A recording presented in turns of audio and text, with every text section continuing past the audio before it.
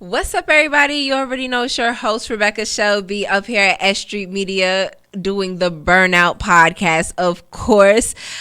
You already know what I came here to do. I'm not even getting into my AKAs today. Something about the universe is just preventing me from doing that. So it must mean to get straight into it, y'all. So we got a lot to talk about. So I'm going to talk about the pettiest thing first. And that is Quavo and Sweetie. No, but for real, Sweeties. Like, honey, the drama with the girls have been exponential.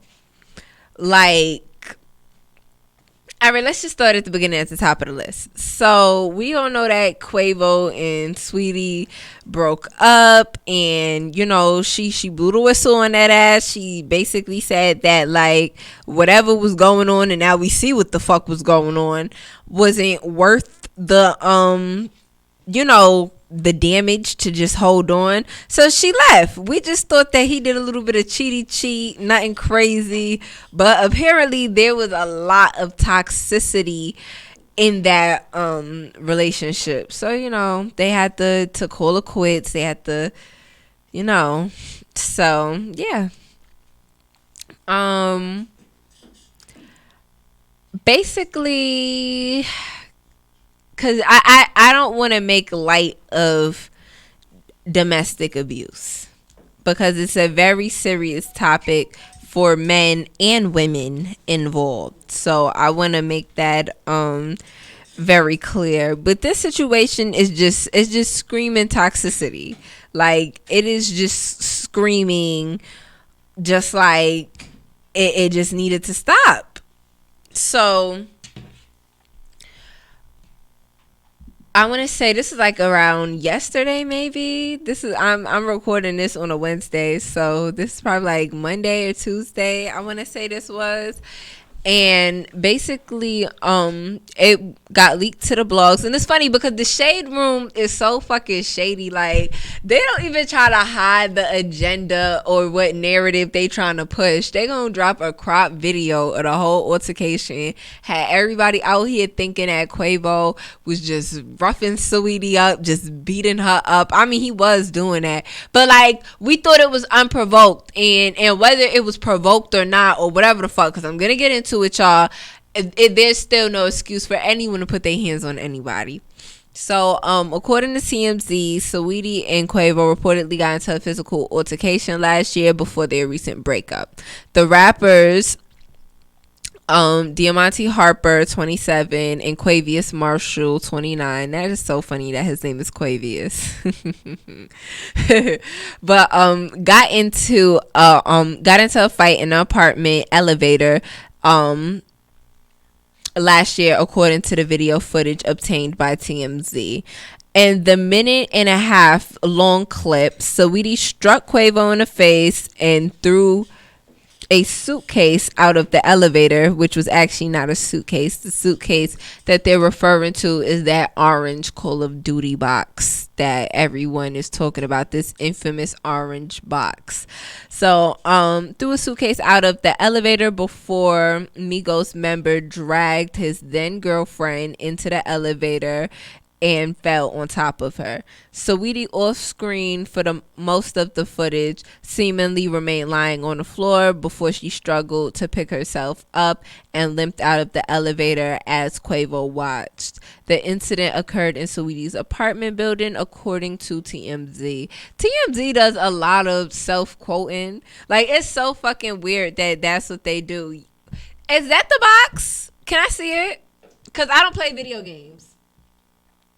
All right, because everybody is saying that it was an orange Call of Duty box, but I'm looking at this. This is black with a hint of orange. So is it orange on the inside? Like, is it another layer to the box? Listen, I don't know.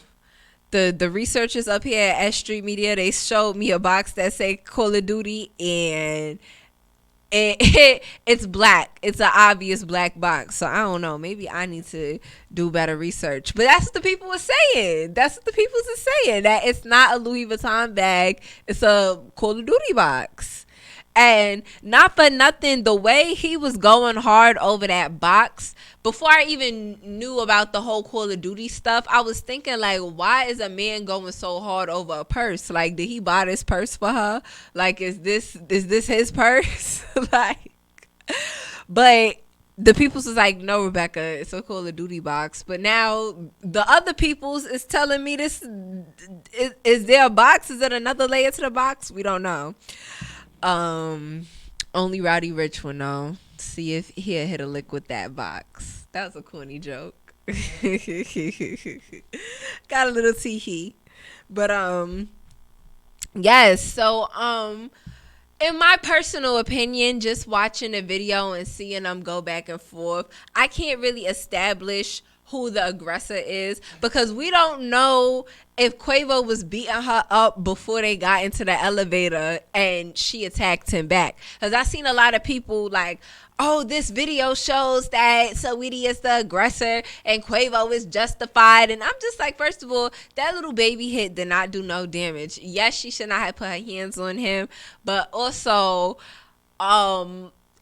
it was just a lot of brute force. Then the other thing I wanted to note is that this incident, everyone keeps saying this happened a year ago. This incident happened, you know what, I've been in quarantine for a while, so maybe it was a year, just about a year. I don't feel like it was a whole year, but this was during Pretty Bitch Music, like that whole era when Saweetie was going viral off of selfies and Chanel Me, off the top shelf, please. Only fucking with niggas if they handsome and wealthy. Crab meat got her ass looking healthy.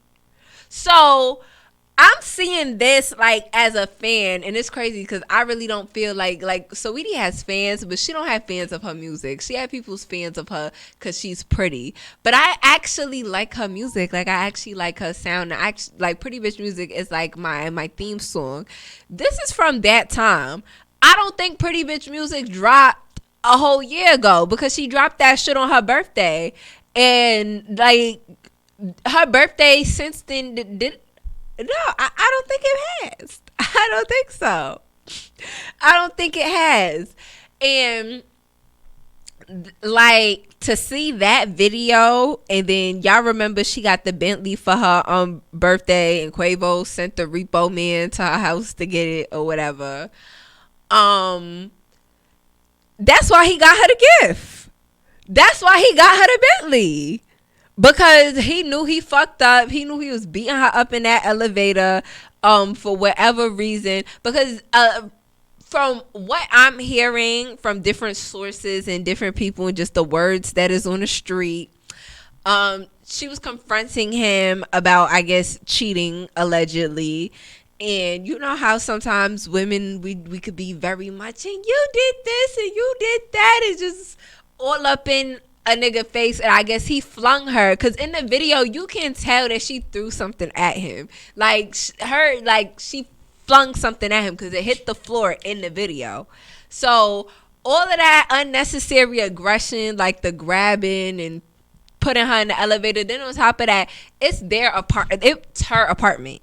So for all of the people out here talking about he was trying to leave her and she was trying to grab the box to keep him to stay, I don't get that narrative. I really don't. Like, I don't see that narrative. They're in her apartment and he yanked her back into the elevator. If he wanted her to leave, I would have pushed her out the elevator type shit so she can't get back in with me. Then when the shit stops, he puts the notorious orange box in the elevator to hold it open. So she could have all of her stuff. Like, maybe I'm seeing this video the wrong way, but like, I just don't get that narrative, how he's trying to leave but he's forcing her back into the elevator. And then right after that, he bought her a Bentley. Like, he knew he was wrong. He knew he was in the wrong. But that's all I'm going to say on the situation. Obviously, none of us was there. Nobody was there. The only people who know what went down is Quavo and Saweetie. So, yeah. That's really all I have to say for I can't even, like, I would say I wish healing for both parties, and I do, but it seems like they've already reached a decision on this. Like, they're not together anymore. They broke up before this video came out, and word on the street is both of them is getting ready to drop an album. So who the fuck knows? Like, this could be a whole marketing plan. Like, listen, y'all, that elevator video was the Beyonce, Jay-Z, Solange elevator video was the catalyst to Lemonade and 444. I just want to put that out there. So listen, obviously there's some type of powers within altercations in the elevator I don't know about. But matter of fact, before I get off this topic, I just want to talk about domestic abuse within the industry, not within real life people, because that is a serious topic that we've covered on here before. But within the industry, it seems like domestic violence is like the catalyst to catapult a woman's career. And what I mean by that is, like, okay, we see where Bobby and Whitney, toxic, abusive relationship. Actually, that was a bad example because Whitney never really like she excelled as far as, actually, no, I'm lying. Once she left him and stuff like that, she got she heard as far as hits excelled. Same thing with Tina Turner and Ike Turner. Fucking Ike Turner was beating her up, being abusive. She wound up leaving him. He took all of her fucking money. But right after that, she got love. She got, what's love got to do with this? Like, she was catapulted into a different type of success. The most recent, Chris Brown and Rihanna, Tory Lanez and Megan Thee Stallion. Like, at this point, there's a pattern, and it's very much given. Like, do women have to get abused in order to have a grandiose career? Like, it's just very confusing. Like at this point, I'm starting to know, and in the just like to know that like I said, the elevator incident with Beyonce, Jay-Z, and Solange was the catalyst to Lemonade and 444, the biggest albums arguably of both of their careers. Listen, man, I don't know, might be a method in the mechanics. But moving on, it's time to talk to some more ritualistic shit within this crazy industry. Lil Nas motherfucking X. And it's crazy because I liked Lil Nas. I liked him. When he first came out, I very much was here for it. Like, y'all remember when I covered the whole Old Town Road shit on our on this channel, on the Burnout Podcast. And y'all know I was here for it. I loved everything about it. I loved everything about this black boy reclaiming country music, even though he never dropped the country song after. I liked him for the most part. I even did a breakdown on his EP that he dropped. So like I really enjoyed his music, actually. And even then, when I was listening to that EP, I could hear the fucking programming and see the predictive programming in the visuals. Like literally every visual except for Panini that he dropped. Correct me if I'm wrong. Was Panini on the album or the EP? It was on the EP. Okay, great. So Panini was on the EP. Everything except for Panini had a visual that just kept repeating throughout the song. So when you watch the video, it would be like, I remember one of the songs, it's that song, I know, why something. He has really catchy music that is very kind of draws you in like a trance. Like his music puts you in a very trance like state, even back then before this. But in that song, I remember the visual was like a little boy laying down on like a beach chair, and like his aura kept transcending up to the sky, and in the sky he became a superhero, and then every time he came back down he was like his regular boring self, just chilling on the beach. So he has always included symbolism in his visuals, in his music. So I don't want to hear that this motherfucker don't know what's going on, that he has no idea. This is stuff that the label is telling him to do. There are a lot of puppets in this industry. He is not one. He is not one. Lil Nas X knows exactly what the fuck he is doing. So without further ado, we are going to get into Montero, Call Me By Your Name. And we are going to break down this whole situation. I'm going to break down the video to y'all. I'm going to break down the shoes. I'm going to break down his whole everything. We're going to get into it, and we need a lot of time. Matter of fact, I'm glad you got your cameras out, because this shit need to be recorded. I need to put this on all platforms, because the right conversations are not being had around this situation. So let's get into it. So I'm gonna start with unpacking the actual video. So because I can't show you guys a visual because of copyrights, and I can't play the song for you guys, I'm going to pull up the lyrics right beside it. So the first thing that we see in this video is that Lil Nas X, no, matter of fact, I'm misquoting myself. The first thing that we see in this video is a snake going through the ruins of ancient Rome. Like, you can clearly see that is ancient Rome. Once the snake gets through the ruins, it kind of like gets to the Garden of Eden, kind of like the ruins of ancient Rome is over the Garden of Eden.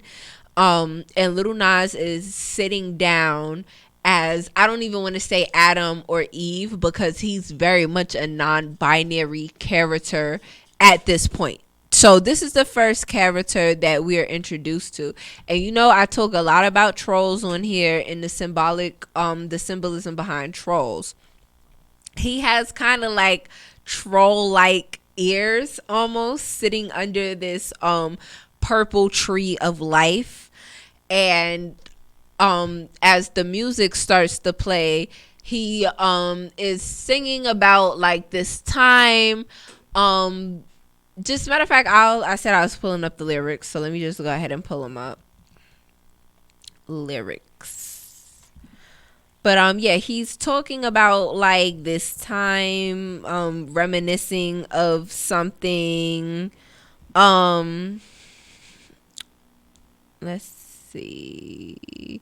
I hate lyrics.com, because they only pull up they pull up the fucking artists if their name is Montero, but like not the song, which would make a lot more sense. Yeah, I should have went to Genius first, right? Let me go in Genius right now. But matter of fact, while I'm doing that, let me just unpack that first scene. So me seeing this snake go through ancient Rome, like through these ruins of ancient Rome up into this point of Eden, and then meeting up with Lil Nas X right there tells you everything you need to know in the beginning of the video. Symbolically, snakes are sly, they're tricksters. And if you know anything about the symbolic trolls are also tricksters. They're also very sly. And even in the fact that Lil Nas X is playing the snake and this non-binary character in Eden, is kind of like that mixing of mirroring narcissistic tendencies, because both of these things technically symbolize the same thing. Just a troll is more of the trickster in a humanoid aspect. Humans tend to trust trolls because they see more of themselves in them, whereas to trust a snake, only the first human would do that because they don't know any better. As for one of us, we're not going to trust the snake. We're not going to be fooled by a snake, because we already know, like, you're not even human. Why would I trust you? So let's get into it. So he says, caught it bad yesterday. You hit me with a call to your place. Ain't been out in a while anyway. Was hoping I could catch you throwing smiles in my face. Romantic talk. You don't even have to try. You're cute enough to fuck with me tonight. So while he's saying all of this, the snake is like enchanting him. The snake version of himself is enchanting this non-binary first human. And it will first human troll. Let's just say non-binary humanoid, right? And it's enchanting him and it's saying these words to him like like literally what I just said, like, yo, like, pull up, kind of like the snake, like, pull up, let me just show you this different side of life. And before I even get into it, I feel like because I know a lot of you guys are probably thinking this right now as I'm speaking, I feel like the whole conversation about his sexual identity takes away from the blatantism that is within this video about just satanic worship and worshiping luciferic energies. Because I'm not one of those people who believe in like God, the devil, and we're all gonna go to hell, because I've said a lot of things that could damn me to hell on this show, right? But I do believe that there are malevolent and benevolent entities around us. So to have, and I do believe in imagery and in words. That's why they call words spelling, like it's literally you casting a spell. So I do believe those things are real, just I don't believe in them in a traditional sense. So I think that to break this down to y'all, just try not to think about the LGBTQ aspect of everything until after. Okay? Could y'all do that for me? Please? But yeah, so this snake is basically trying to enchant him to be into something else, something that is more enticing, something that feels more natural to him, right? So in this second scene, after the snake seemingly transforms into himself, he basically, after enchanting him, chasing him through this garden and enchanting him, he has, my bad, y'all, I'm reading. Okay, so after enchanting him and all of this stuff, he's basically sent to this alternate universe where he is taken prisoner by different versions of himself. So there are 12 members of him on a judgment council, and then there are 2 different versions of him bringing him as prisoner to be judged. And then there's these stone people throwing butt plugs at him, which I thought was hilarious. Like, why would he put that in there? Which is why, like, matter of fact, I'm gonna just say it, I feel like a lot of people are going to use this to demonize gay men and gay people in general. And it's not even about that. Like demonic and satanic worship has nothing to do with your sexuality. But him putting that in there, for me, kind of is like him scapegoating his own community. Like, you're putting in all of this demonic symbolism, and out of all of it, a butt plug is like what is being thrown at you in condemnation. Like you know, let me just keep going. So as he's being judged by this council, these are the words he's saying, which I found very interesting. He says, I want to sell what you're buying. I want to feel on your ass in Hawaii. I want to get that jet lag for fucking and flying, which is actually fire. Like, let me stop. I want to shoot a child in your mouth while I'm writing. A sign of the time, a sign of the times every time that I speak, with a dime and a 9, it was mine every week. What time and incline, God was shining on me. Now I can't leave. Now I'm acting hella elite. Never want the niggas that are in my league. I want to fuck the ones that I envy. That's a lot to unpack, y'all. And even just saying that out loud is just like, damn. So he's saying all of this while he is chained up and begging for this counsel of himself to not kill him, right? To stone him to death, because this is taking place in a Roman like reminiscent kind of time, right? So for him to be saying like, yo, like at first in this second verse, the first half when he's like, I want to buy what you're selling, I want to feel on your ass in Hawaii, I want that jet lag from fucking and flying, I want to shoot a child in your mouth while I'm riding. He's kind of like professing like what he wants to do, like these are the things I want to do to you, like I'm trying to get with you. It's going from someone trying to get him to get on this other side to more so this is what I want to do to you. From that to change to like, yo, every time I speak my, like, it's kind of like a build up. It's kind of like a anger within the words that he's saying. And then when he's like, I want to fuck the people that I envy, like that is like a ritualistic way of having power over your enemy. Like people don't understand the spirituality behind sex. Like wanting to have sex with someone that you hate is a way of draining their life force without them knowing it. So it's just one of those things, like a lot of people wouldn't know that if they're not spiritual. So for you to even have that in a song with the devil in it, which I ain't even get into, just makes me think like, what is really this boy's thought process behind all of this? Like for him to just like, so after that scene, this is the scene where he's killed by this council. Obviously they are not fucking with what he's saying, and they kill him and send him up to heaven, right? As his spirit is ascending to the heavens, he's sent back down on a stripper pole, where he is welcomed to hell. Like literally the doors to hell like open up, like welcome. So when I seen that, I'm like, it's some shit going on with strippers. And this is why I said put the LGBTQ part out of y'all mind until I get to this part. SZA recently dropped Good Days.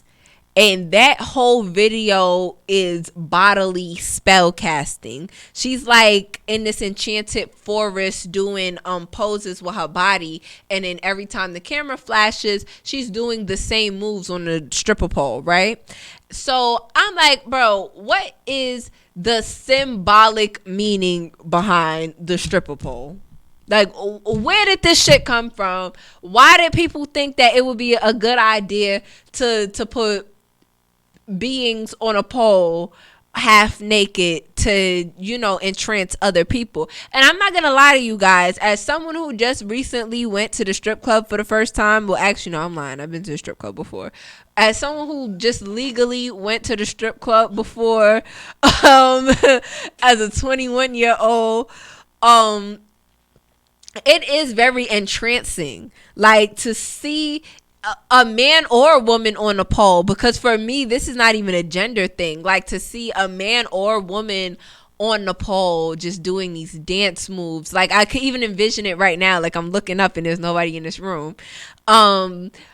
Just to envision that, like just to see that is very like, wow, like how are you up there doing that? Like that's very like, even if you aren't sexually turned on, it does turn on a curiosity in your mind, like wow, like I really like this is actually really like nice, good, like good job. So seeing him going to hell on a stripper pole and SZA doing her stripper pole magic in a library, no, this hasn't, for me personally, because I do understand that there are homophobic people out there who just are not comfortable with seeing men embrace their sexuality. And I honestly would like to see more of it. I think if more men did embrace their sexuality, a part of the LGBTQ or not, I think it'd be better on us women, because all of their little pent up anger and frustration they take out on us, they wouldn't have to take it out on us. They just be able to just do it themselves, because that's essentially the biggest problem. Women are allowed to be a lot more gender fluid than men, but that's a whole different conversation. That's not what we're talking about. This stripper pole magic smoke I have for the industry is for everyone, not just gay men. So I looked up basically what the actual symbolism behind a stripper pole is. And shocker to none, literally from the beginning of time, pole acts have been used to allure crowds and enchant them into receiving their goods and their money and their jewels and their energy.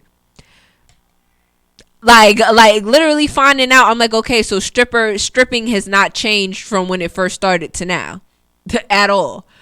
Like the only thing that has changed is in exchange, instead of exchange of dance moves for souls and jewels and crystals, niggas is just throwing dollars and going broke. Okay. So like, to see that and to understand that like stripping has not changed and it literally is draining somebody's light force without them knowing, I wasn't surprised that he is sliding on a stripper pole from hell, well, from heaven to hell. So for the final scene, the doors of hell welcome him with open arms. He gives the devil a really bizarre lap dance and then kills him at the end and takes his crown.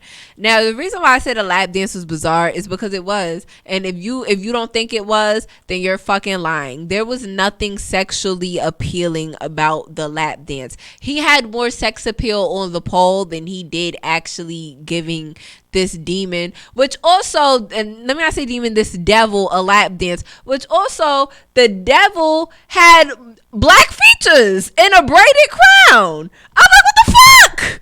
What the fuck? Like, why the devil gotta be black?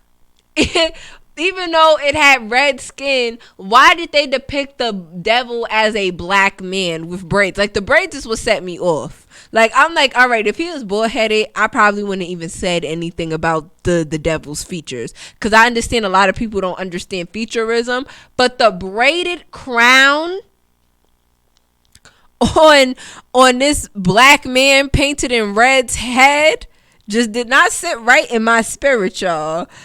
But yeah, the lap dance was more ritualistic to me than it was sexy, like trying to seduce the devil and turn him on. Like, he seduced me more he seduced me more on the pole than he did on that devil. Like, that's when I'm like, okay, things is getting weird. Like okay, like going to hell on a stripper pole wasn't like the weirdness for me. It really was the devil to the lap dance on the devil, because it was so obviously ritualistic. Like, it wasn't even really dance moves. Like, he was doing all of these different symbols and stuff like that with his body. So I'm just like, he is obviously casting spells. He is obviously trying to enchant the masses with all of the imagery. And the thing is, like, I want to actually like shout out to the discussion that they had on the Armand Wiggins show, because I do think that it's important for LGBTQ people to speak on this issue first and foremost, because this is their community.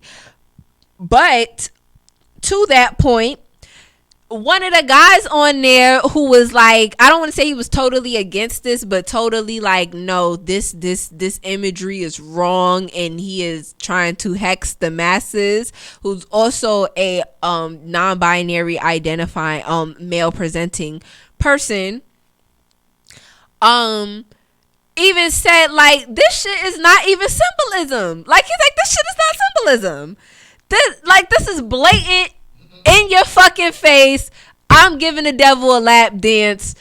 I got stoned to death for whatever sin. I guess the sin was being gay. I'm in the Garden of Eden. I'm kissing the snake, which we also know is Lucifer. Like, even like the discussions online, like, people are separating this snake character from the devil, and it's like, no, they're literally the same character.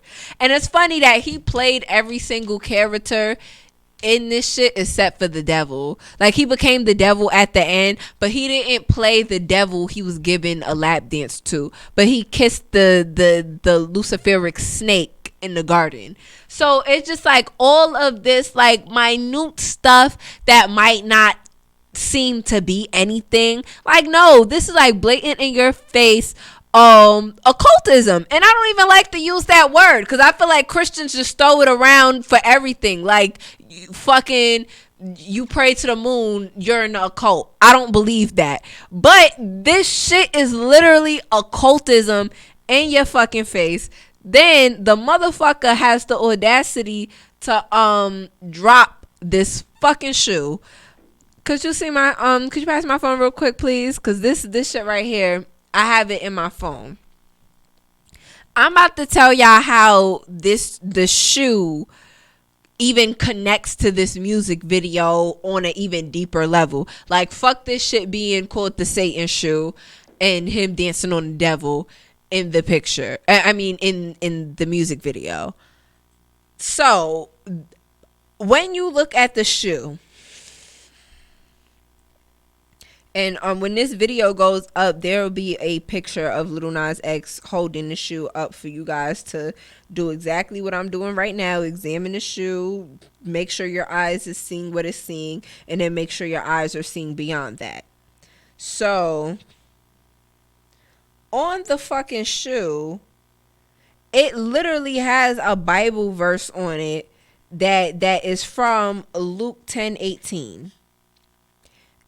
In Luke 10:18, when you look that up on Google, it doesn't matter what version of the Bible you look for this quote in. It is a very small quote. And even in the fucking Quran that don't even have Luke in it, it's the same fucking shit. It says, and I'm quoting from the King James Version because most people from my audience will be probably more so familiar with that. I saw Satan fall like lightning from the heaven. And that's it. That's the quote. That's it. In this music video, we literally see Lil Nas X soul fall from heaven to fucking hell. And you want to tell me that this shit is just all marketing to get people up in arms? Hell fucking no. Then they're saying that the basically, all right, so to give y'all a little backstory as to why there's even blood in this Nike sneaker, they came out with a Jesus shoe. Mischief is the name of the company. They came out with a Jesus shoe in I want to say 2016, 2017, and it was filled with holy water blessed from the river Jordan. So this is an Air Max shoe. You guys, if you're familiar with the Air Max model, you guys know the little air pockets they have in them. Like, they're really cool. I guess you could say they're kind of like when I see the Air Max sneakers with like the air bubble in them, I think of kind of like space. Like, this is what people will be wearing in like the future, like shit like that. Like, this is what people from the 1900s envision we be wearing on our feet in the future. So they're a really futuristic shoe. And I'm pretty sure if you're a child who has had Air Maxes, you probably imagined water being in them before. So this company, they released a shoe with water, holy water, blessed from the river Jordan, in that air pocket. Like, it's filled with holy water in it. And it has a freaking cross. Oh my god, I just said freaking cross on here. Oh my god. It has a cross on the like kind of dangling off of the laces. And basically they took that model and did the exact same thing for black Air Forces. And then the creators, so people like, where's the blood coming from? So there's a drop of blood in this air pocket, right? There's blood filling the air pocket. So essentially they bought 666 all black Nike sneakers. Yeah, even that in itself is just like, how more blatant could these people get? um basically and the creators of the shoe all basically use their own blood. This is what I'm seeing online. They all used their own blood and mixed it in with the a red ink into the shoe. So it's not 100% blood, but it does contain actual human blood in it from the people who created this shoe. And I'm gonna get into these motherfucking creators in a second. Mischief, the company Mischief, who created the Jesus shoe and now the Satan shoe, which also has these mystery boxes that they were promoting that were super like rare in like 2020. These people literally seem to not exist until they're dropping something outlandish. Like literally I went to look up their fucking website and it's literally a countdown. Like, matter of fact, I'm gonna show you guys, because like at a certain point I feel like people think I'm crazy or like I don't know, but look, this is their page. This is their actual page. When you type in Mischief and their URL is Mischief MSCHF.xyz, which is fucking crazy. Like, why is your dot anyway? But yeah, this shit is like literally a countdown to the Satan shoe. That's it. And I get the sense that they do that with all of their stuff, but yeah, it's weird. And when you click on anything, it just directs you to an app store, and you download the Mischief app, which is basically 3 red exclamation points on a yellow McDonald's backdrop. And it's just really weird. Like, what are y'all doing? Then on top of that, the name of the site is Mischief. So it's just like, come on, how much more blatant can these fucking people be? Like, they don't give a fuck. But I'm about to play you guys this clip from NSNBC News. They are talking about Mischief and this company, and basically like the Little Nas X shoe, basically giving y'all kind of like a background of what this company actually is and why Nike is deciding to sue them.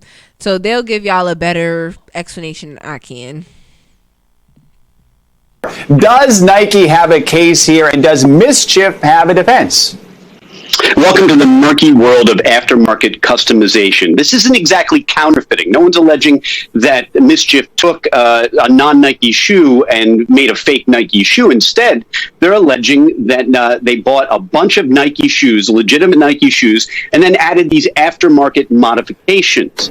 And that, Nike says, results in what's called dilution. It creates a substantial chance that people will mistake this for having come from Nike. And they have evidence in their complaint that people online think this is actually Nike's doing. And they do not like that one bit. Now, let's make it clear. This is big business right now. This isn't the only company making customizable sneakers. It also isn't the first pair of custom Nike shoes that Mischief has put out. They designed Jesus shoes that apparently contained holy water in the sole straight from the River Jordan. So what precedent does Nike set by suing over the Satan shoe, but not others? Yeah, amazingly, these nudniks are buying $1,000 shoes just because you put little embroidery on them. That's the amazing thing. And the other weird thing is that if I buy a pair of Nike shoes myself, I can probably embroider them myself with whatever I want and save $900. But the precedent here is the same business decision that companies like Nike have to make every day. Do we spend our own money going after people who do this? In New York, it's Canal Street. Other cities, there's a place where you can go buy knockoff stuff or customized stuff. And if Nike wants to, they can go after all of these people, but it's expensive. So it comes down to a business decision. Danny, if you did embroider those shoes, I bet they would look great. Now, the shoe... Like, yo, white dudes is mad funny. If you did embroider them, Danny, I bet they look great.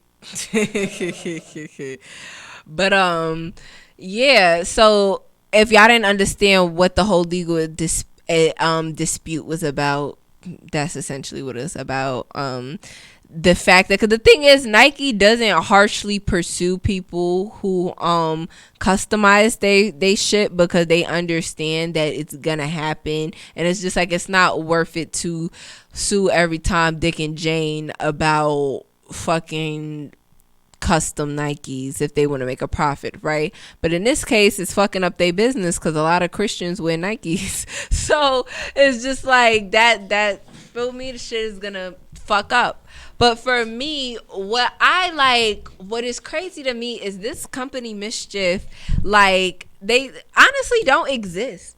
And then I found out that they have a warehouse right here in Brooklyn, which is actually kind of scary. And then there's a pentagram on the fucking warehouse. Like what are y'all literally trying to call to this earth and invoke, right? So just even like that, the collaboration with the shoe tells me that this music video is bigger than satire on how Christians condemn gayness. Because originally, when I first seen it and heard the concept, yes, I was very freaked out, but I was just like, you know what, Christians do tell gay people they're going to hell. Like this is a fact. Like, as someone who grew up in a very Christian household with LGBTQ members of my family, I've literally heard several different members of my family who believe in this benevolent God that their family member is going to go straight to hell. They're gonna bust hell wide open for being gay. That's it. Not nothing else. Just being gay. So I definitely get it. So at first I was on the side of, you know what, if people are telling him to go to hell and he goes there, who am I to judge? But this shoe is like, no, there's a deeper agenda that is being pushed. And while we're on the topic, this kind of ties into our next topic. The fact that even like he was able to CGI, well, not him, but whoever the people are who did this video, who behind this video, and one of the women behind this music video who actually came up with the concept for it is like Russian, and Russian people don't believe in God. Like they dead don't. Like, so I'm just like, bitch, like, how could you sit here and like, literally, y'all could look it up. Like, somebody probably think I'm being mad racist, but literally the consensus, my bad, I misspoke. The consensus of people who believe in God in Russia is like 12%. And Russia's a matter of fact, I'm about to look it up for y'all. Russia don't believe in God so much. They have three to five different variations of atheism. That's how much motherfuckers don't believe in God. So, like, y'all think I'm wildin'. Russian religion. Just what's Russia's religion? That's better. And look at the lie. Look at the lies on the internet talking about Orthodox Christianity. They don't have no religion. Hold on. Let me. What's the word I'm looking for? Data. I want a data analysis of how many people believe in God in Russia. Let me just put in data. What's the breakdown of religions and religious beliefs in Russia? What is the breakdown of religious beliefs in Russia? All right, let me put that in. Cause people be thinking I'm joking. Like, I told this to someone and they was just like, that's ignorant. I'm like, they don't.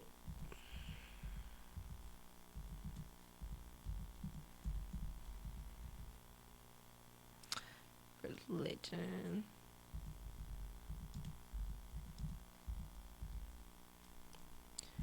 Like, I didn't even know that shit.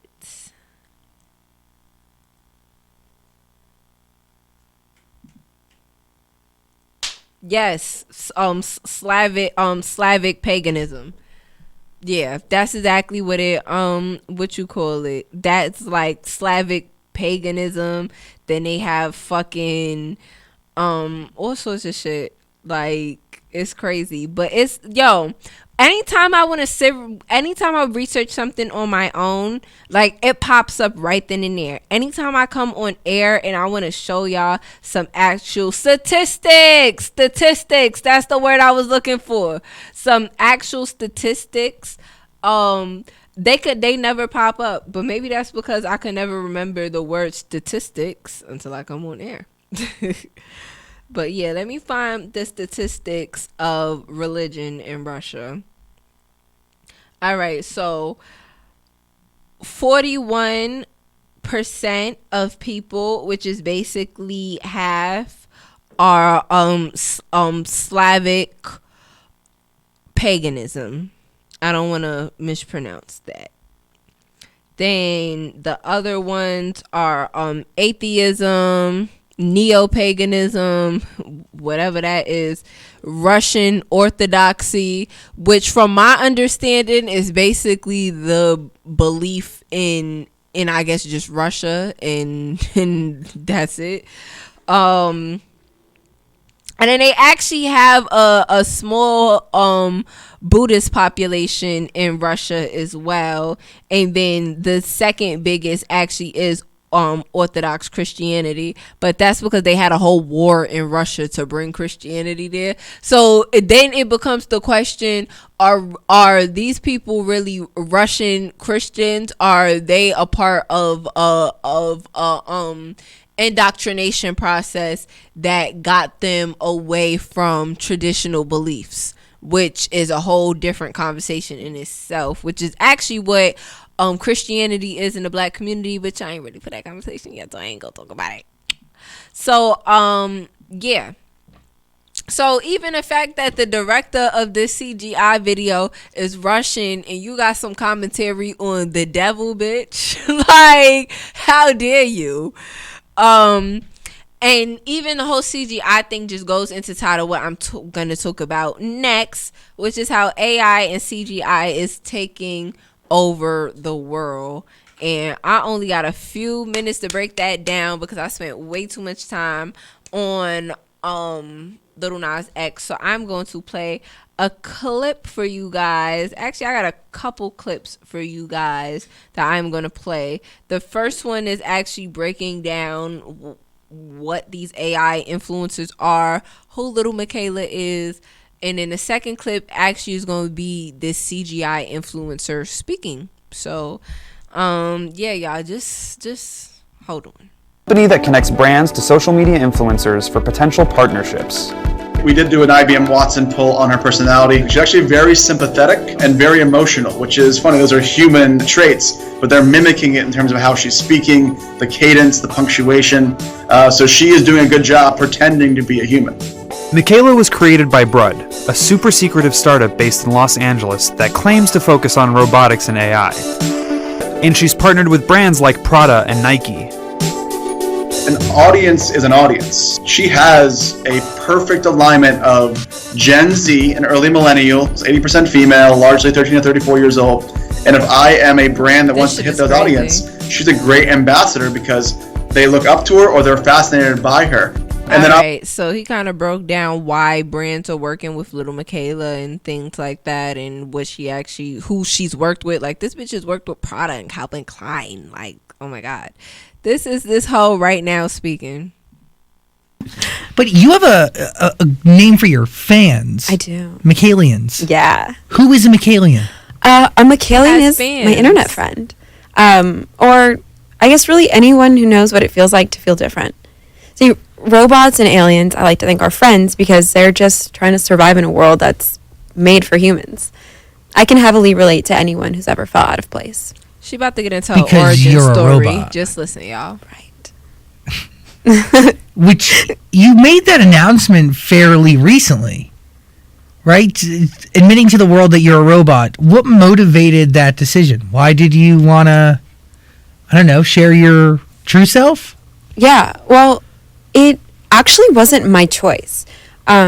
So I'm not the only robot pop star. Bermuda is basically a robo Paris Hilton and Sharpay Evans combined. And she and I were created by a lab called Kane Intelligence. I was programmed to believe that I was a 19-year-old, half Brazilian, half Spanish girl named Michaela. So Kane asked Brad, an independent AI contractor who eventually became my managers and my adopted family, to work on my mainframe.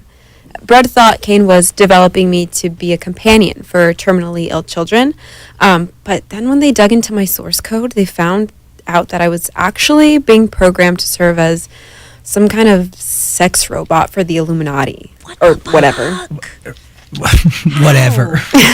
That's a big deal. Wait, not trying to like downplay. And then she gets into this whole thing about how basically this other CGI created by the lab that created her but sold her to Brud, this super mysterious, secretive startup company, how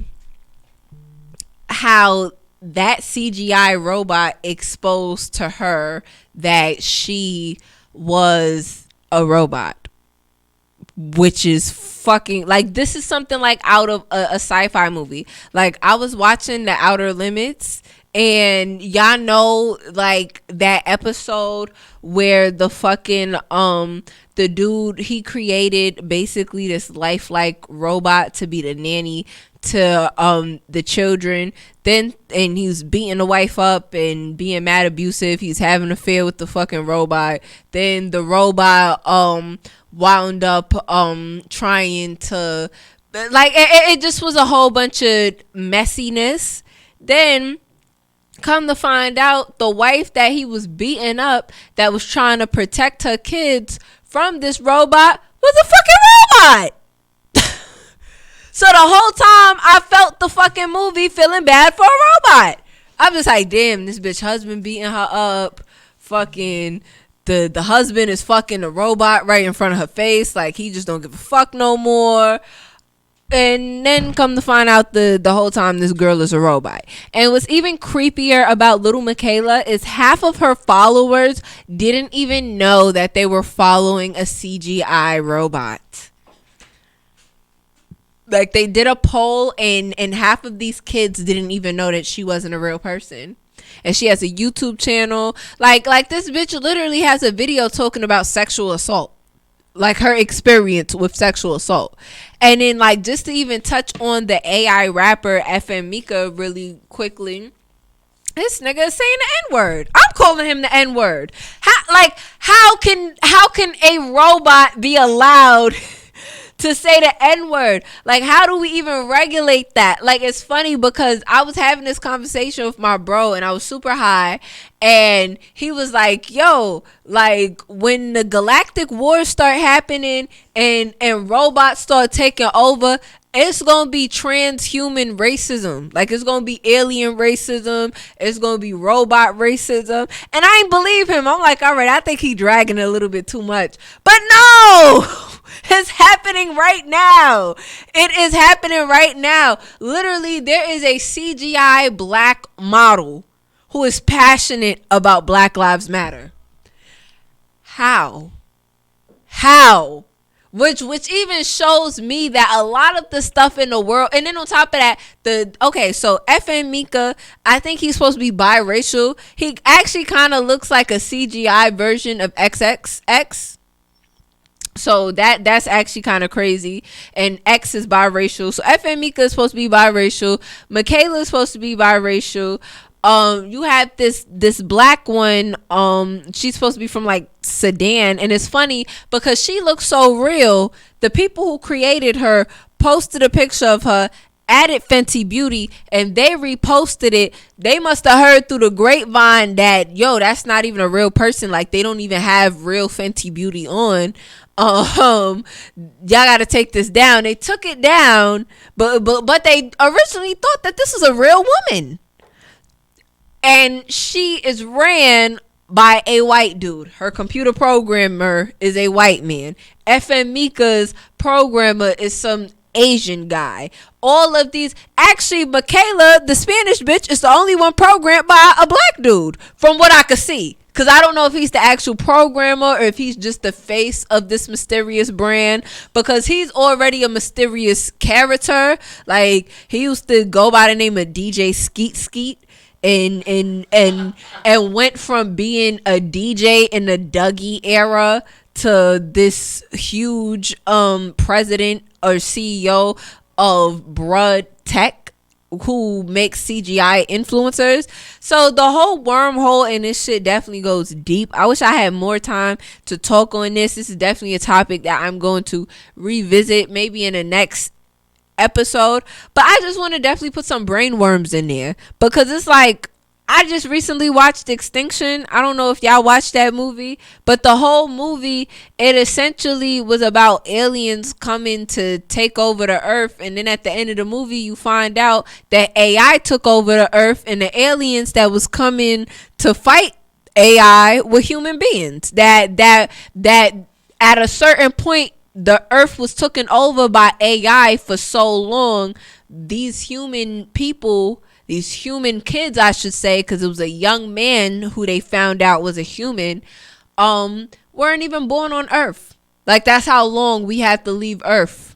So it's definitely out there in the imagery. Y'all know I believe in predictive programming. So it's definitely shit that y'all need to keep your eyes open to and be in tune. Because the thing is, they could create all of this CGI and all of this artificial intelligence, but the one thing they will never be able to mimic is the human life force, which is why they want us to accept these robots so bad and make them as human as possible. Like, oh, so cute, little Michaela cares about Black Lives Matter and is saying that she's eating her feelings. Who gives a fuck about that when there are real people in the earth who suffer from obesity because they actually are eating their feelings, and they're not a robot just expressing the feeling of that. They're actually a physical person going through a physical experience that you as a person can empathize with and connect to and help them if you wanted to.